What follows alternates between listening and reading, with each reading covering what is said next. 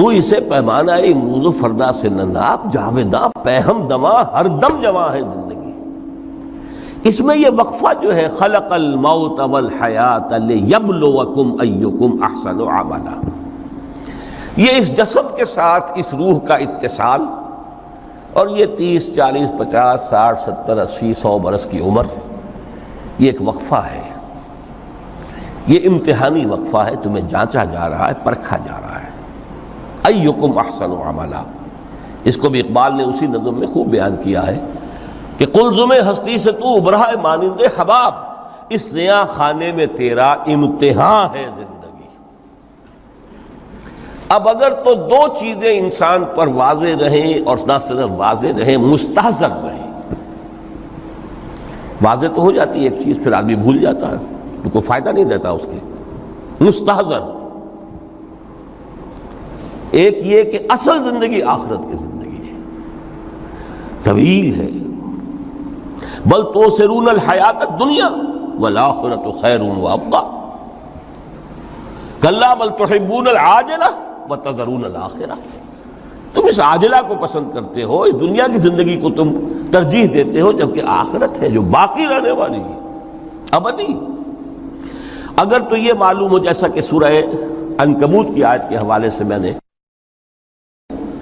آپ کو آیت سنائی کہ وَمَا هَذِهِ الْحَيَاةُ الدُّنْيَا إِلَّا لَهْوٌ وَلَعِبٌ وَإِنَّ الدَّارَ الْآخِرَةَ لَهِيَ الْحَيَوَانُ لَوْ كَانُوا يَعْلَمُونَ، اصل زندگی جو ہے وہ آخرت کی زندگی ہے، کاش کہ انہیں معلوم ہوتا۔ ایک حقیقت تو یہ معلوم ہو اور مستحضر رہے کہ اصل زندگی آخرت کی زندگی ہے، اور دوسری حقیقت یہ کہ یہ دنیا کی زندگی ایک امتحانی وقفہ ہے۔ قلزم ہستی سے تو ابھرا ہے مانند حباب، اس نیا خانے میں تیرا امتحان ہے زندگی۔ یہ مستحضر رہے تو اس کا نتیجہ کیا نکلے گا؟ انسان دنیا پرست نہیں بنے گا۔ متاع ہے دنیا، برتنے کی چیز ہے۔ وما هذه الحیاۃ الدنیا الا متاع، برتنے کی چیز ہے، برتو اسے۔ اب میں یہاں آپ کو کچھ حدیثیں بھی سنا دینا چاہتا ہوں۔ ایک حدیث میں حضور نے عجیب نقشہ کھینچا ہے، مالی ولی دنیا، لوگوں مجھے تمہاری اس دنیا سے کیا سروکار، انما مثلی کراکب استظل تحت شجرۃ ثم راح فترکھا، میری مثال تو اس سوار کسی ہے جو تھوڑی دیر کے لیے کسی درخت کے سائے میں سستانے کے لیے رک جاتا ہے، وہ اس درخت کو اپنی منزل نہیں سمجھتا، اپنا گھر نہیں سمجھتا، تھوڑی دیر کا سستانا ہے، پھر وہ اس درخت کو خیر بات کہتا ہے، اپنا راستہ لیتا ہے، اپنی منزل کی طرف رواں ہو جاتا ہے۔ بس اتنا تعلق، منزل یاد رہے۔ چنانچہ دوسری بڑی پیاری حدیث ہے، بہت مختصر بھی ہے، انما الدنیا خلقت لکم وانتم خلقتم للآخرہ، دیکھو یہ دنیا تمہارے لیے بنائی گئی ہے۔ خلق لکم ما فی السماوات و ما فی الارض، قرآن مجید کہتا ہے۔ اس لیے میں نے کہا تھا خلافت ہمیں دینی تھی تو سب کچھ ہمارے لیے بنایا گیا ہے نا، یہ محفل سجائی گئی ہے ہمارے لیے، یہ سب ہمارے لیے بنایا گیا ہے، پورے عالم کو مسخر کیا گیا ہمارے لیے۔ سخر لکم، سورج بھی چاند بھی ہر چیز تمہارے لیے مسخر کی گئی ہے۔ انما الدنیا خلقت لکم وانتم خلقتم للآخرہ، لیکن تمہاری تخلیق ہوئی ہے، تمہیں بنایا گیا ہے، تمہیں پیدا کیا آخرت کے لیے۔ یہ منزل یاد رہے، میرا ٹھکانہ وہ ہے، میرا گھر وہ ہے، میری منزل وہ ہے، یہ راہ گزر ہے، یہ سفر ہے، یہ ایک وقفہ ہے، امتحانی وقفہ ہے۔ خلق الموت والحیات لیبلوکم ایکم احسن عملا۔ لیکن اب تیسری حدیث سنیے، اور یہ ہے وہ کہ جو اس دنیا کو، جو میں نے شروع میں کہا تھا، بڑی ٹھوس حقیقت ہے، یہ اللہ کی تخلیق ہے، سنجیدہ تخلیق ہے، ہم نے کوئی کھیل کود کے لیے تو نہیں بنایا ہے۔ ربنا ما خلقت ھذا باطلا، حضور فرماتے ہیں الدنیا مزرعۃ الآخرہ، دنیا آخرت کی کھیتی ہے۔ یہاں بوؤ گے تو وہاں کاٹو گے، یہاں بوؤ گے نہیں تو کاٹو گے کیا خاک؟ اس اعتبار سے غور کیجئے، یہ دنیا اور حیات دنیاوی کا ایک ایک لمحہ ایک بڑی عظیم حقیقت بن کر سامنے آتا ہے۔ ہماری حیات دنیاوی کا ایک ایک لمحہ ابدی ہے پوٹینشلی، کیوں کہ اس میں جو کچھ ہم کما رہے ہیں اس کے نتائج ابدی زندگی پر پھیلے ہوئے ملیں گے۔ تو گویا کہ یہ جو ہے یہ گھڑی محشر کی ہے، طور سے محشر میں ہے، بیشتر غافل عمل کوئی اگر دفتر میں ہے، یہاں کا ایک ایک لمحہ تمہارے لیے بہت قیمتی ہے۔ یہاں بو، محنت کرو، کاشت کرو تاکہ وہاں کاٹ سکو۔ الدنیا مزرعۃ الآخرہ۔ اب دیکھیے یہ جو انداز ہے قرآن کا، وَمَا الْحَيَاةُ الدُّنْيَا إِلَّا مَتَاعُ الْغُرُورِ، جو ہماری گفتگو کا آج عنوان ہے، اس کے دو نتیجے نکلتے ہیں عملاً۔ ایک نتیجہ جو صحیح ہے، جو قرآن نکالنا چاہتا ہے، جس کی طرف اسلام رہنمائی کرتا ہے۔ ایک ہے بالکل منفی نتیجہ جس کی اسلام نفی کرتا ہے۔ وہ منفی نتیجہ کیا ہے؟ دنیا دھوکے کی ٹٹی ہے، چھوڑو گھر گھرستی کو، دفع کرو، رب سے لو لگانی ہے۔ یہ شادی کر کے اور گھر گھرستی کا کھکیڑ مول لینا، کہاں ایک پیٹ کا پالنا، کہاں 10 پیٹ لگ جائے پیچھے، اسی میں آدمی جو ہے گم ہو کر رہ جاتا ہے۔ لہذا گھر گھرستی کو چھوڑو، تجدد کی زندگی گزارو۔ پھر یہ تمدن ہر جگہ شر ہے، برائی ہے، دھوکہ ہے، فریب ہے، جھوٹ ہے، دفع ہو جاؤ، جاؤ کہیں پہاڑوں کی چوٹیوں پر، کہیں غاروں میں، گپھاؤں میں، کہیں جنگلوں میں دھونی روا۔ یہ ہے اس کا ایک منطقی نتیجہ جو نکلا ہے دنیا میں،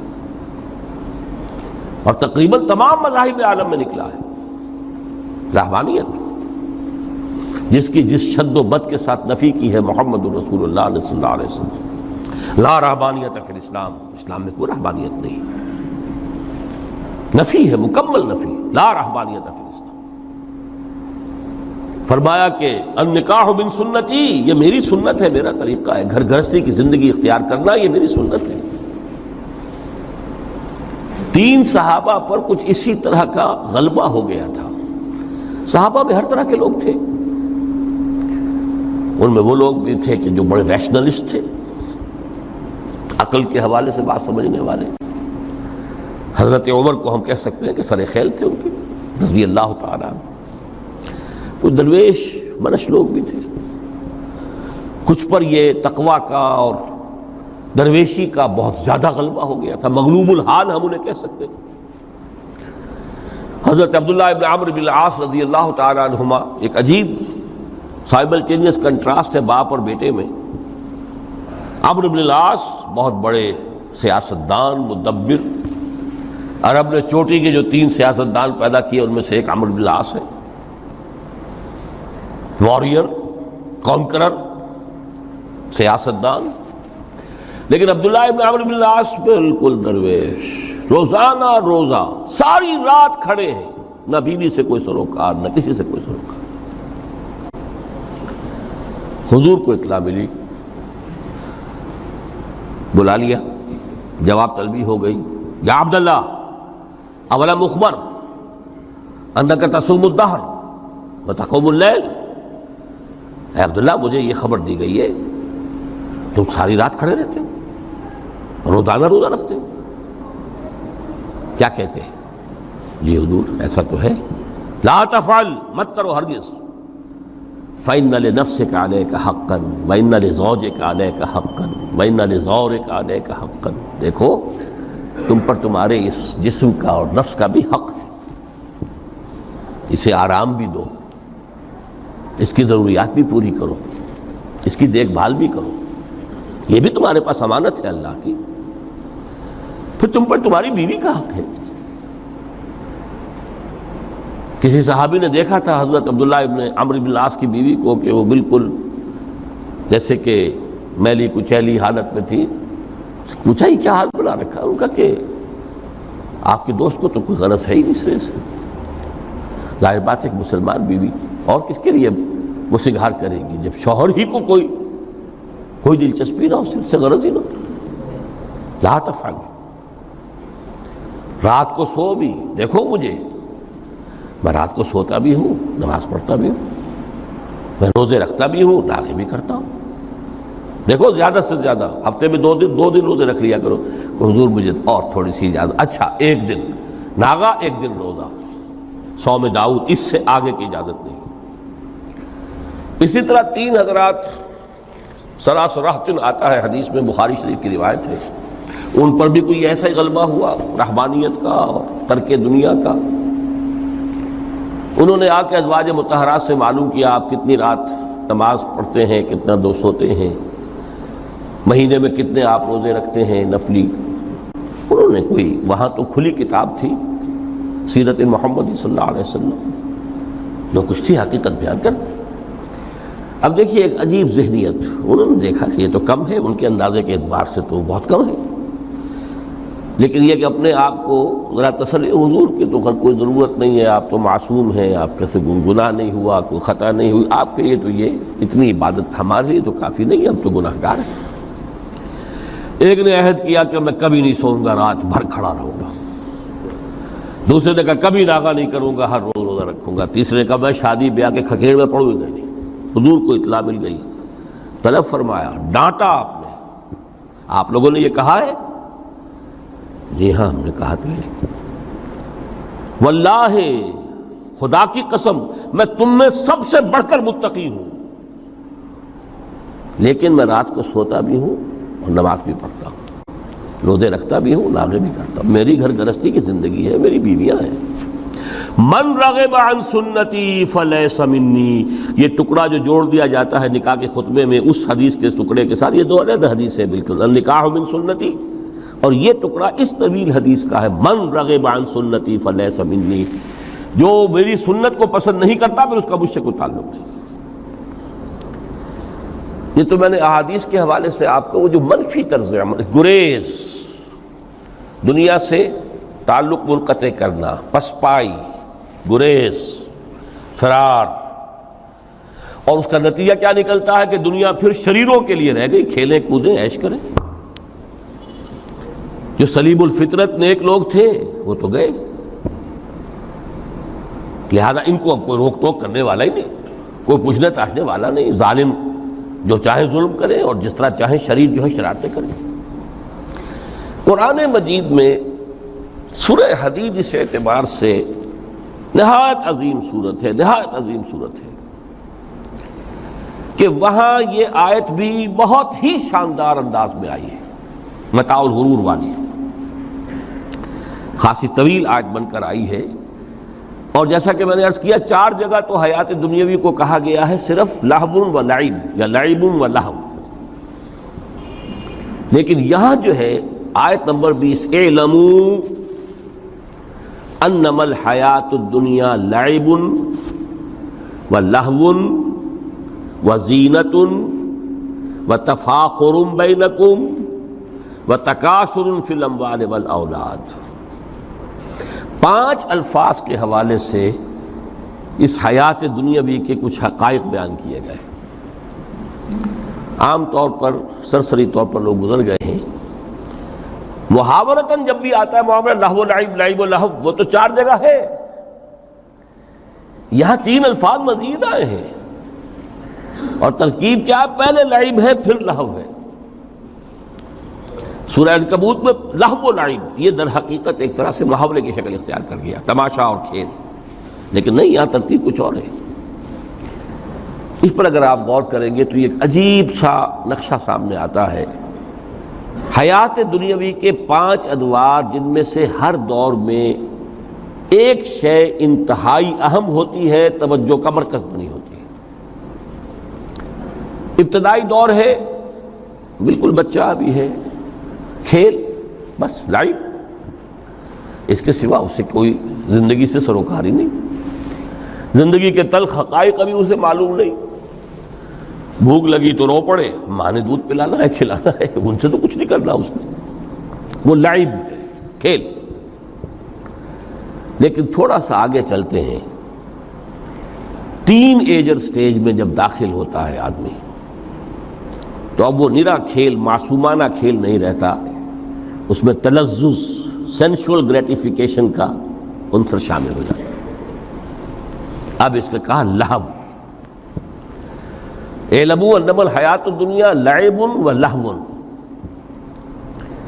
ذرا آگے بڑھیے تو انسان پر سب سے زیادہ دھن سوار ہو جاتی ہے، بناؤ سنگھار، میرا لباس فیشن کے مطابق ہو، کہیں ایسا نہ ہو مذاق اڑے۔ اپنے لباس کے بارے میں بہت کانشیس ہوگا، اپنے ہیئر کٹ کے بارے میں بہت کانشیس ہوگا، ہر چیز کے بارے میں بہت کانشیس۔ زینت، بناؤ سنگھار، آرائش، زیبائش۔ اس سے ذرا آگے گئے، تکاثر فی الاموال والاولاد، تفاخر بینکم۔ یہ سمجھیے کہ تقریباً 30 برس کی عمر جب انسان کی ہوتی ہے، اب فخر، تفاخر، یا دولت پر فخر ہوگا، یا نسب پر فخر ہوگا، یا اپنی کسی سیاسی حیثیت پر فخر ہوگا، اپنی چودراہٹ پر فخر ہوگا۔ تفاخر بینکم، جس میں جان میں چونکہ توانائی ہوتی ہے، قوت ہوتی ہے، لیکن اس کے بعد جب عمر ڈھلی بڑا ریئلسٹک ہو جاتا ہے انسان۔ پھر یہ جو چوتھی سٹیج تھی، اس میں تو یہ کہ مونچھ نیچی نہ ہو، چاہے سب کچھ میں اپنا خرچ کر دوں، داؤ پہ لگا دوں، لیکن مونچھ نیچی نہیں ہوگی۔ آخری سٹیج وہ ہوتی ہے کہ پھر ہوکا لگ جاتا ہے آدمی کو، تکاثر فی الاموال والاولاد، مال اور اولاد کی کثرت کثرت کثرت۔ اب یہ ہوتا ہے کہ مونچھ نیچی کیا، مونڈ بھی دی جائے تو کوئی حرج نہیں، مال آنا چاہیے، ویری ریئلسٹک۔ اور اسی حال میں انسان ہوتا ہے، آخری پارے کی صورت نے پھر اس میں ایڈ کر کے اس کے اوپر مہر لگا دی، الہاکم التکاثر حتی زرتم المقابر۔ یہ تکاثر جو ہے پیچھا نہیں چھوڑتا۔ اتنی دولت بھی ہے کہ آپ کی 10 نسلیں کھا سکے اطمینان سے بیٹھ کر، تب بھی صبر نہیں ہوتا۔ بڑے میاں کی ٹانگیں جو ہیں وہ قبر میں لٹکی ہوئی ہیں، لیکن تکاثر جو ہے، تکاثر مال، وہ پیچھا نہیں چھوڑتا۔ حتی زرتم المقابر، یہاں تک کہ قبروں تک جا پہنچے، قبر میں اتار دیا جائے، جب تک ٹانگیں صرف لٹکی ہوئی ہیں اس وقت تک نہیں۔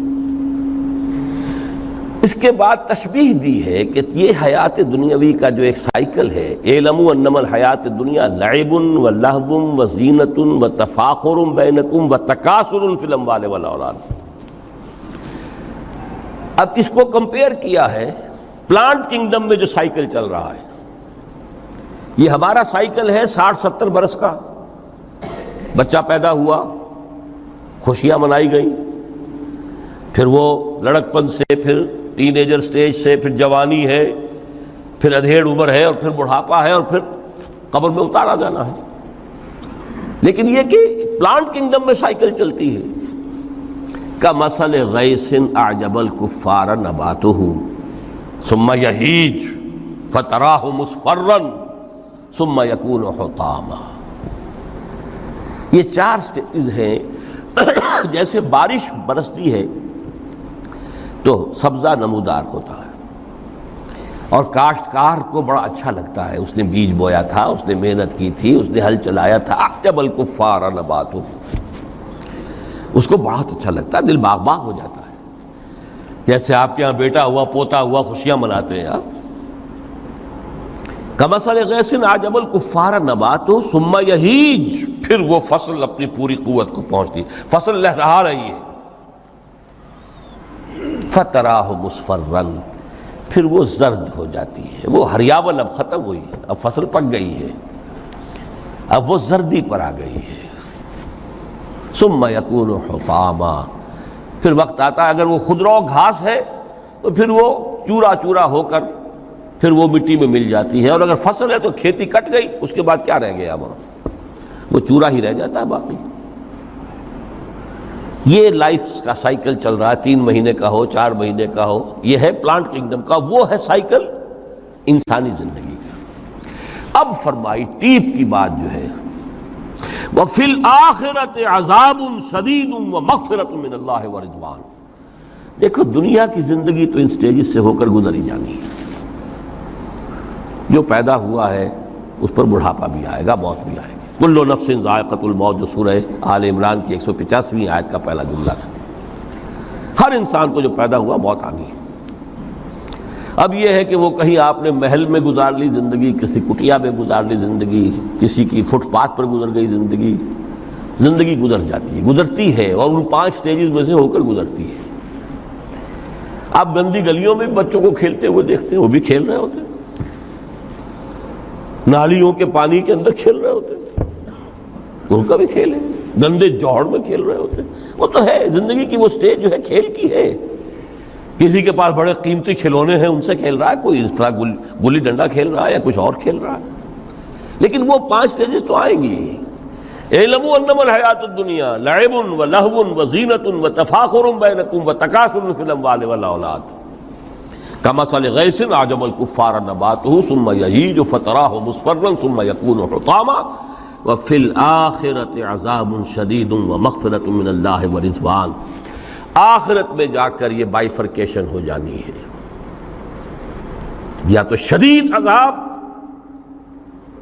اور یا اللہ کی مغفرت اور رضا۔ Now the choice is yours، اما شاکرا و اما کفورا، فیصلہ تم خود کر لو۔ وما الحیات الدنیا الا متاع الغرور، یہاں بھی آخری الفاظ وہ ہے کہ دنیا کی زندگی دھوکے کے سوا کچھ نہیں۔ کیوں؟ اگر تو دنیا کی زندگی میں گم ہو گئے، جیسے کہ اقبال نے کہا ہے کہ کافر کی یہ پہچان کے آفاق میں گم ہے، اور مومن کی یہ پہچان کہ گم اس میں ہے آفاق۔ دنیا میں رہو، طالب دنیا نہ بنو، طالب عقبہ، طالب آخرہ۔ دنیا میں رہو، برتو، استعمال کرو، تمہارے لیے پیدا کیا گیا، بھائی برتو، متاع ہے، برتنے کی شے ہے۔ ہاں حلال اور حرام کی پابندیاں سامنے رکھو، باقی برتو۔ مطلوب یہ نہ ہو، مقصود یہ نہ ہو، مطلوب آخرہ ہو۔ انما الدنیا خلقت لکم وانتم خلقتم للآخرہ۔ منزل وہ رہے، مستحضر رہے، سامنے رہے کہ میں تو اجنبی ہوں، یہاں یہ میرا وطن نہیں ہے۔ الدنیا سجن المومن و جنت الکافر۔ جیسے کسی پرندے کو کسی پنجرے میں بند کر دیا گیا ہو، اس طرح ہمیں اس دنیا میں بھیج دیا گیا، اللہ کی مرضی ہے، اس نے بھیجا ہے۔ جب تک وہ چاہتا ہم رہیں گے یہاں، لیکن ہمارا دل یہاں نہیں لگے گا۔ بازار سے گزرا ہوں، خریدار نہیں ہوں، طالب دنیا نہ ہو، تب تو یہ کوئی دھوکے کا سودا نہیں، وطن نہیں، بالکل نہیں۔ حضور نے خود فرمایا مجھے تمہاری اس دنیا میں سے فلاں فلاں چیزیں بہت پسند ہیں، اور کس قدر ریئلسٹک ہیں۔ آپ نے عورتوں کے بارے میں فرمایا مجھے اس دنیا سے پسند ہے عورت۔ کوئی تصنع اور کوئی بھی تکلف اور کوئی خلاف فطرت بات نہیں کی محمد رسول اللہ صلی اللہ علیہ وسلم۔ آنکھوں کی ٹھنڈک میری نماز میں ہے، مجھے خوشبو پسند ہے۔ عورت کی طرف بھی آپ کا رجحان تھا۔ قرآن مجید میں آتا ہے نا، اے نبی اب کوئی اور نکاح آپ نہیں کریں گے، وَلَوْ أَعْجَبَتْكَ حُسْنُهُنَّ، چاہے ان کا حسن جو ہے وہ آپ کو اچھا لگے، اب اجازت نہیں ہے مزید، بس فل سٹاپ، جتنے نکاح ہو چکے ہو چکے۔ تو یہ دنیا کو حضور نے صلی اللہ علیہ وسلم دنیا پر سوار رہو، دنیا کو اپنے اوپر سوار نہ ہونے دو، بس بات صرف یہ ہے۔ کافر کی یہ پہچان کہ آفاق میں گم ہے۔ اسی لیے سورہ کہف کا ایک مرکزی مضمون ہے، پہلے رکوع میں بات آتی ہے اِنَّا جَعَلْنَا مَا عَلَى الْأَرْضِ زِینَةً لَهَا لِنَبْلُوَهُمْ أَيُّهُمْ أَحْسَنُ عَمَلًا۔ ہم نے اس دنیا پر جو کچھ ہے، یہ اسکائی اسکریپرز بن گئے ہمارے زمانے میں، اور یہ شاندار بلڈنگز ہیں، اور یہ کچھ ہے، ہم نے زینت اور زیبائش اور آرائش بنا دیا ہے تاکہ آزمائیں۔ انہی کے حسن کے شکار ہو جاتے ہو اور ان کے پرستار بن کر رہ جاتے ہو۔ رخ روشن کے آگے شمع رکھ کر وہ یہ کہتے ہیں ادھر جاتا ہے دیکھیں یا ادھر پروانہ آتا ہے، پھر بھی اللہ ہی کے عاشق بنے رہو، اللہ ہی سے محبت کرو تو کامیاب ہو گئے۔ دنیا کو برتو. اگر دنیا یہ عروس ہزار داماد جو ہے اگر کہیں یہ محبوبہ بن گئی تو گئے ختم. اچھا دیکھیے اس سورہ حدید میں اب یہ دنیا کی حقیقت کو اس طرح بیان کر کے دو نتیجے جو اس سے نکلتے ہیں ان کو علیحدہ علیحدہ بیان کر دیا. ایک نتیجہ جو میں بیان کر چکا رہبانیت ترک دنیا، اس کی نفی کرتے ہوئے فرمایا وَلَقَدْ أَرْسَلْنَا نُوحًا وَإِبْرَاهِيمَ وَجَعَلْنَا فِي ذُرِّيَّتِهِمَا النُّبُوَّةَ وَالْكِتَابَ فَمِنْهُمْ مُهْتَدٍ وَكَثِيرٌ مِّنْهُمْ فَاسِقُونَ ثُمَّ قَفَّيْنَا عَلَىٰ آثَارِهِمْ بِرُسُلِنَا وَقَفَّيْنَا بِعِيسَى ابْنِ مَرْيَمَ وَآتَيْنَاهُ الْإِنْجِيلَ وَجَعَلْنَا فِي قُلُوبِ الَّذِينَ اتَّبَعُوهُ رَأْفَةً وَرَحْمَةً وَرَهْبَانِيَّةً ابْتَدَعُوهَا مَا كَتَبْنَاهَا عَلَيْهِمْ. اصل مضمون یہ تھا جس کے لیے تمہید اتنی لمبی باندھی. ہم نے نوح کو بھیجا، ابراہیم کو بھیجا، ان کی اولاد میں ہی نبوت اور کتاب رکھ دی. پھر ان کے نقش قدم پر ہم نے اٹھایا عیسیٰ ابن مریم کو، انہیں انجیل دی. اور جو لوگ ان پر ایمان لائے ان کے دلوں میں رحمت اور رافت کے جذبات پیدا کر دیے، انسانی ہمدردی. حضرت عیسیٰ کا جو اپنا مزاج تھا ظاہر بات ہے کہ آپ کے حواریین اور آپ پر ایمان لانے والوں میں اسی کا ایک عکس پیدا ہونا تھا. لہذا وہ ایک خاص کیفیت، لیکن فرمایا ایک شے کو انہوں نے بدعت کے طور پر ایجاد کر لیا وَرَهْبَانِيَّةً ابْتَدَعُوهَا مَا كَتَبْنَاهَا عَلَيْهِمْ. رہبانیت کی انہوں نے بدعت ایجاد کر لی، یہ انہوں نے کی ہے، ہم نے یہ ان پر فرض نہیں کی تھی. یہ ہے وہ منفی نتیجہ. گریز، خانقاہوں میں جا کر بیٹھ جاؤ، موناسٹسزم، تجرد کی زندگی گزارو. نتیجہ اس کا کیا نکلتا ہے کہ بظاہر راہب اور راہبائیں رہ رہی ہیں اور رہ رہے ہیں، اور اندر جو حرام کاری کے بازار چل رہے ہیں، اور تہخانوں کے اندر حرامی بچوں کی قبروں کے قبرستان بنے ہوئے. ہسٹری آف کرسچین موناسٹسزم پر کتابیں پڑھ لیجئے، خود انہوں نے اپنے سارے جو ہیں بخیے ادھیڑ کر خود رکھ دیے. یہ رہبانیت، یہ اسلام کا راستہ نہیں ہے. احادیث کے حوالے سے میں آپ کے سامنے پہلے بیان کر چکا ہوں. میں بعد میں تھوڑا سا عرض کروں گا کہ ہمارے ہاں بھی یہ رسم کیوں آئی اور کیسے آئی. الحمدللہ اس درجے میں نہیں آئی جس درجے میں کہ کرسچینٹی میں آئی ہے، الحمدللہ ثم الحمدللہ، لیکن کسی درجے میں اگر آئی ہے تو کیوں آئی ہے یہ میں بعد میں عرض کروں گا. لیکن اس کا مل حیات الدنیا الا متاع الغرور کا دوسرا نتیجہ کیا ہے؟ پہلا نتیجہ تھا گریز کا، پسپائی کا، فرار کا، معاشرے سے نکل بھاگنے کا، تاکہ معاشرے میں اشرار کھل کھیلیں، جو چاہیں کریں. ایک راستہ یہ ہے، ترک دنیا کے معنی ہیں ترک لذات دنیاوی، آسائشوں کو ترک کرنا. سختیاں جھیلنا کس لیے؟ تاکہ دنیا سے ظلم کا خاتمہ ہو، باطل کا تختہ الٹ دیا جائے، ظلم کا استیصال. ظاہر بات ہے ظالم آسانی سے ظلم نہیں چھوڑے گا. ایکسپلائٹر وعظ و نصیحت سے اپنے ایکسپلائٹیشن سے باز نہیں آئے گا. شاذ ہوتے ہیں اس طبقے کے اندر بھی یقیناً کچھ سلیم الفطرت لوگ ہوتے ہیں، جیسے طبقہ اشرافیہ سے تھے حضرت ابو بکر رضی اللہ تعالیٰ عنہ، سلیم الفطرت انسان تھے. وہ کوئی غلاموں کے طبقے سے تو نہیں تھے، کوئی فقراء کے مساکین کے طبقے میں سے نہیں تھے، اونچے طبقے میں سے تھے. عشرہ مبشرہ اکثر و بیشتر اس طبقے سے تھے. لیکن بائی اینڈ لارج وہ جو طبقہ ہوتا ہے، یا تو وہ اپنے جبر اور استبداد کا تخت جو ہے جما کر بیٹھا ہوا لوگوں کی گردنوں کے اوپر، پولیٹیکل ریپریشن ہے، یا اکنامک ایکسپلائٹیشن ہے، استحصال. محنت لوگ کریں، کھائیں گے ہم، عیش ہم کریں گے. محنت کسان کرے جا کے کھیت میں، ہم لے آئیں گے اپنا حصہ اور عیش کریں گے.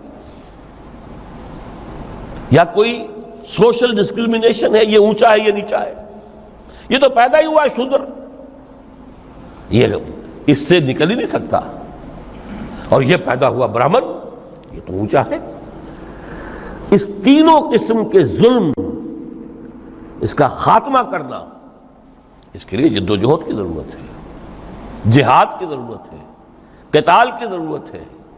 اور جہاد و قتال آپ نہیں کر سکتے جب تک کہ لذات دنیاوی سے کنارہ کشی نہ کریں، جب تک کہ اپنی بیلٹ کو ٹائٹ نہ کریں، جب تک کہ اپنی ضروریات زندگی کو کم نہ کریں۔ ضروریات زندگی کم کریں گے تو تفریغ الاوقات ہوگا، جو تبلیغی بھائیوں کی اصطلاح ہے بہت اہم، اپنے وقت کو فارغ کر سکیں گے۔ اس وقت کو فارغ کریں گے تو پھر وہ جد و جہد، وہ محنت، وہ جہاد، اس کے لیے آپ کے پاس وقت ہوگا، اس کو آپ لگا سکیں گے۔ پھر اس میں جب سخت سے سخت منزلیں آئیں گی تو اس میں میدان میں مقابلہ بھی ہوگا، جان کی بازی بھی کھیلنی پڑے گی۔ اس میں قید و بند کا وقت بھی آ سکتا ہے۔ 3 برس تک اگر محمد عربی صلی اللہ علیہ وسلم پورے خاندان بنی ہاشم کے ساتھ بدترین اسیری سمجھ لیجئے شیب بنی ہاشم میں جو رہیں، یہاں تو اسیروں کو آپ راشن تو دیتے ہیں، کھانا تو دیتے ہیں، وہاں تو اصل جو ہے وہ تو دونوں طرف سے گھاٹی کا منہ بند کر دیا گیا تھا، سیل تھی کہ کوئی شے جو ہے وہ جانے نہ پائے اندر۔ 3 برس، جس میں کہ وہ وقت بھی آیا ہے کہ سوکھے ہوئے چمڑے ابال ابال کر اس کا پانی جو ہے بلکتے ہوئے بچے، پھول جیسے بچے بنی ہاشم، ان کے حلق میں ٹپکایا گیا ہے، اور کچھ نہیں۔ کچھ تھے لوگ، حکیم بن حزام جیسے رضی اللہ تعالیٰ عنہ، بعد میں ایمان بھی لے آئے۔ حضرت خدیجہ رضی اللہ تعالیٰ عنہ کے چونکہ وہ قریبی رشتہ دار تھے، وہ پہاڑ کو کراس کر کے چوٹی پر سے اتر کر کچھ کبھی کبھی کھانے پینے کی چیز پہنچا دیتے تھے۔ یہ سارے مراحل آئیں گے۔ یہ جو ہے یہ مثبت ہے۔ ترک دنیا وہ نہیں۔ ترک دنیا سے مراد دنیا کی لذتوں سے، دنیا کی آسائشوں سے، ان سے آدمی اپنے آپ کو پیچھے ہٹائے، ان کو چھوڑے، ان کو ترک کرے، تاکہ اپنا وقت، اپنا مال، اپنی صلاحیتیں صرف کر سکے۔ کس کام کے لیے؟ اب اس کے لیے دیکھیے آیت نمبر 25 ہے یہ سورہ حدید کی۔ لقد ارسلنا رسلنا بالبینات،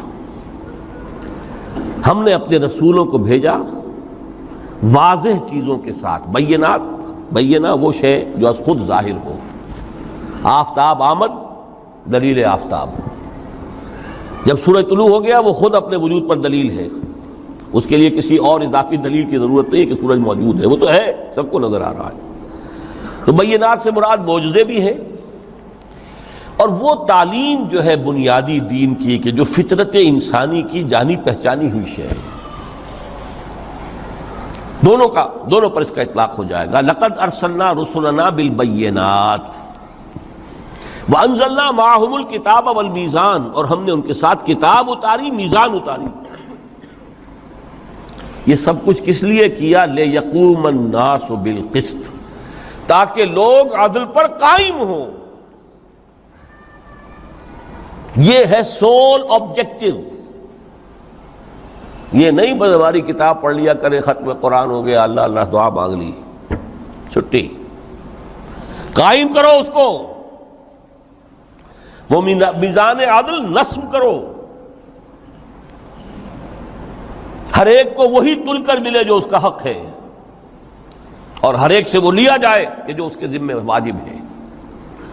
اگر یہ نہیں تو بابا پھر سب کہانیاں ہیں، شریعت اور دین اور نماز اور روزہ اور حج، کوئی حیثیت ان کی نہیں۔ اچھی طرح سن لیجئے میری بات۔ قرآن مجید میں کہلوایا گیا حضور سے، قل یا اہل الکتاب لستم علی شیء حتی تقیموا التوراۃ والانجیل وما انزل الیکم من ربکم۔ اے نبی ان سے کہہ دیجئے، اے کتاب والو تمہاری کوئی حیثیت ہی نہیں، ہماری نگاہوں میں تمہارا کوئی مقام ہی نہیں، جب تک کہ تم قائم نہیں کرتے تورات کو اور انجیل کو اور جو کچھ کے نازل کیا گیا تمہاری طرف، تمہارے رب کی طرف سے۔ قائم کرو، پھر آؤ ہم سے بات کرو، ہم سے دعا کرو، ورنہ دفع ہو جاؤ۔ Nothing doing. They don't care for you.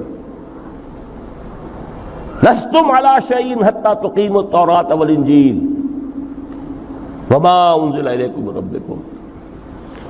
اب قانون خداوندی تو بدلتا نہیں ہے، نہ فرام پرسن ٹو پرسن، نہ فرام نیشن ٹو نیشن، نہ فرام امہ ٹو امہ، اٹل ہے۔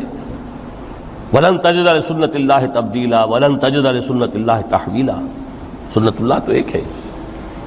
اب اس آیت کو ذرا پڑھیے، قُلْ يَا أَهْلَ الْقُرْآنِ لَسْتُمْ عَلَىٰ شَيْءٍ حَتَّىٰ تُقِيمُوا الْقُرْآنَ۔ وما انزل علیکم من ربکم، کہہ دو اے محمد کہ اے قرآن والو تمہاری کوئی حیثیت نہیں ہے ہمارے سامنے جب تک کہ تم قرآن کو قائم نہیں کرو۔ پڑھ لو اور اس کے قرات کے مقابلے منعقد کرا لو اور سونے کے تاروں سے اسے لکھ لو اور اس کو جو چاہو کر لو، کوئی حیثیت نہیں۔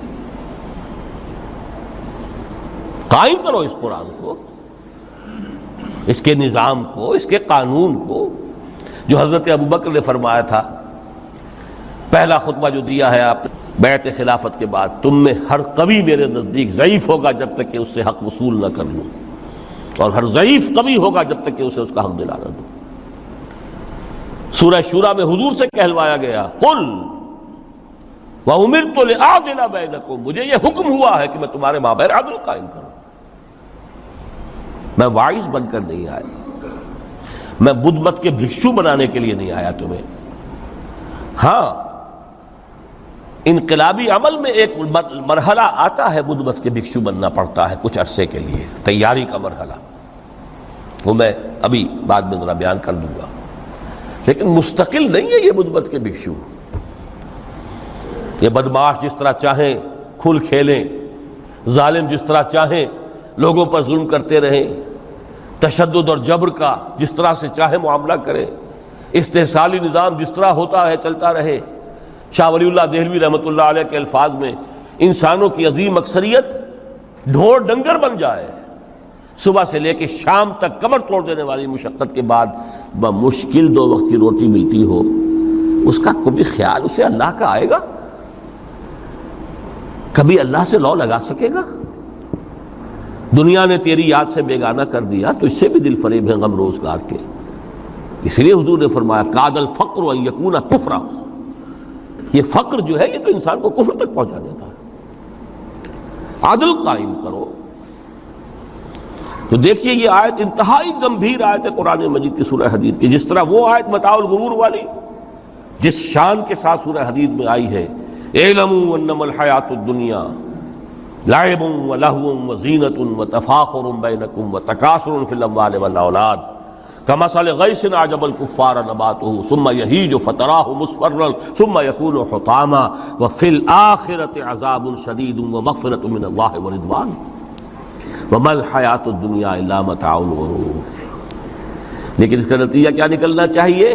لقد ارسلنا رسلنا بالبینات وانزلنا معهم الکتاب والمیزان لیقوم الناس بالقسط۔